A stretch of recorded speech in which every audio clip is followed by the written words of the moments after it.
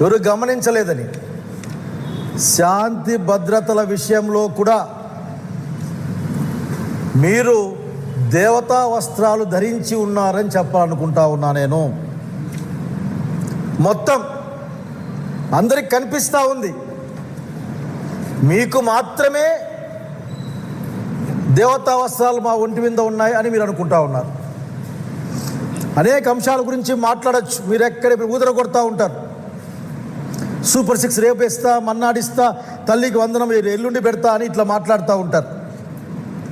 మా లాంటి జిల్లాలకు వస్తే ఇంకా మీరు మాట్లాడే మాటలకు సరిగ్గా అడ్డమే ఉండదు. ఎందుకంటే మా దగ్గరున్న మీ వాళ్ళు మిమ్మల్ని ఏం అడగరు కాబట్టి, బాబు గారు ఏం అడగరు మిమ్మల్ని. కానీ ఒక ప్రత్యేక అంశం పైన మీతో మాట్లాడాలనుకుంటా ఉన్నాం. ఆంధ్రప్రదేశ్ రాష్ట్రంలో కానీ ఏ రాష్ట్రంలో కానీ శాంతి భద్రతలు ముఖ్యమంత్రి గారే సమీక్షిస్తారు, ముఖ్యమంత్రి గారే పర్యవేక్షిస్తారు. ఎవరైనా కానీ మీరు హోంమంత్రి అనే మాట ఎత్తే ప్రయత్నం చేస్తారేమో తెలియదు, కానీ నాకు తెలిసిన పాలనా విధానంలో లా అండ్ ఆర్డర్ డిపార్ట్మెంట్ ఖచ్చితంగా ముఖ్యమంత్రి గారి దగ్గర ఉంటుంది. ముఖ్యమంత్రి గారు మీరు చాలాసార్లు మాట్లాడుతూ మాది స్మార్ట్ పరిపాలన, స్మార్ట్ పరిపాలన అంటే నాకే అర్థం కావడంలే.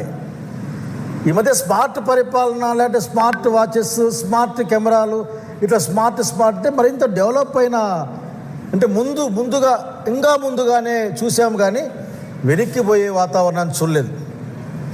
చంద్రబాబు నాయుడు గారు ముఖ్యమంత్రి గారు తగిన గౌరవంతో మీకు చెప్పాలనుకుంటా ఉన్నా, శాంతి భద్రతల శాఖ అంటే పోలీస్ డిపార్ట్మెంట్లో కొద్దిమంది,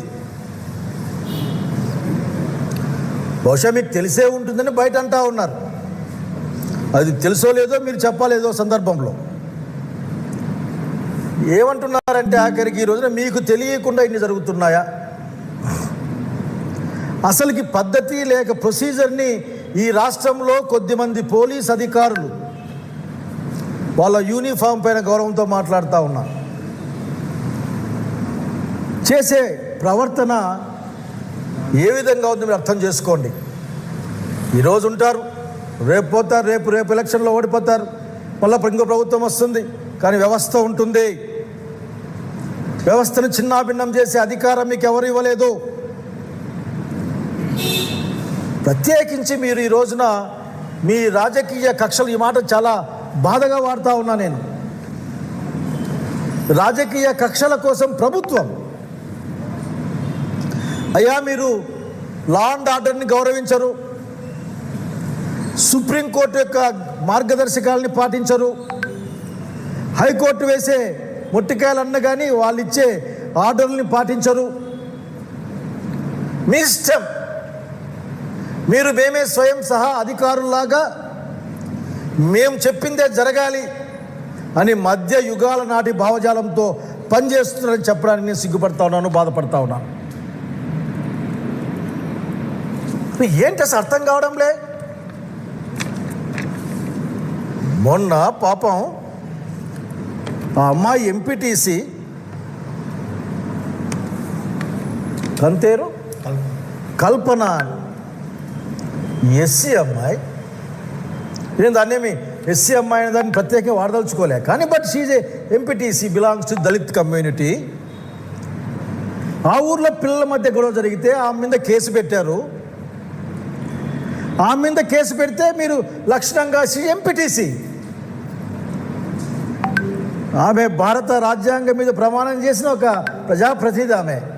ఆమె ఇంటికి రాత్రి 3 గంటలకు ఆ టైంలో వెళ్ళి ఆ అక్కయ్య నేను నైటీలో ఉన్నాను, చీర కట్టుకొని వస్తాను, కోక కట్టుకొని వస్తాను అని చెప్తే కూడా మీరు వినకుండా తీసుకెళ్ళి ఆమె పైన కేసు పెట్టారే. ప్రొద్దున్నే మీరు సూర్యోదయం తర్వాత మేము అరెస్ట్ చేశామని కోర్టుకు చెప్పారే. నేను అడుగుతా ఉన్నాను, మనందరం రాసుకునే, మీ డిపార్ట్మెంట్లంతా రాసుకునే సత్యమేవ జయతే అనే పదం ఇక్కడ ఏ విధంగా అన్వయిస్తారో చెప్పాలి మీరు. మీ దగ్గర ఏమి లేదు. ఇంకొక బాబు కృష్ణవేణి ఒక అమ్మాయిని ఒక సోషల్ మీడియాలో ఉన్న ఒక అమ్మాయి, బహుశా అమ్మాయి ఏమన్నా పెద్ద అభ్యంతరకరమైన వ్యాఖ్యలు చేసింటే తగిన చట్టం ఏదో చట్టం చేస్తుంది. కానీ మీరు ఉన్న పలంగా అమ్మాయిని సాయంత్రం తీసుకొని రావడం, స్టేషన్లో పెట్టడం, పీటీ వారెంట్లు వేసుకోవడం, స్టేషన్లో తిప్పడం. అసలు నువ్వు వ్యతిరేకంగా స్టేట్మెంట్ ఇవ్వకపోతే ఇస్తే ఏం లాభం వస్తుంది అనే విధాలు కూడా మాట్లాడడం, కోర్టుల ముందుకు వచ్చి అమాయకంగా మొహం పెట్టడం. ఏం కనపడడం లేదా మీకు? అంతెందుకు ఆ సుధారాణి అని ఒక అమ్మాయి, పెద్దిరెడ్డి గారి సుధారాణి ఒక అమ్మాయి, నిజంగా అమ్మాయి నిజంగా తలుచుకుంటే బాధేస్తుంది. They are not criminals, they are not smugglers, they are not anti social elements. ఒక రాజకీయ పార్టీకి అనుబంధంగా పనిచేస్తున్న వాళ్ళు ఏదైనా కొద్దిగా అటు ఇటు క్లైమ్ క్రాస్ చేస్తే దానికి రకరకాల మార్గాలు ఉన్నాయి. భారత శిక్షా స్మృతి ప్రకారం 7 సంవత్సరాల కంటే లోపల జైలు శిక్ష ఉండే అన్ని కేసులకి స్టేషన్ బెయిల్ ఇవ్వచ్చు. మీరు 41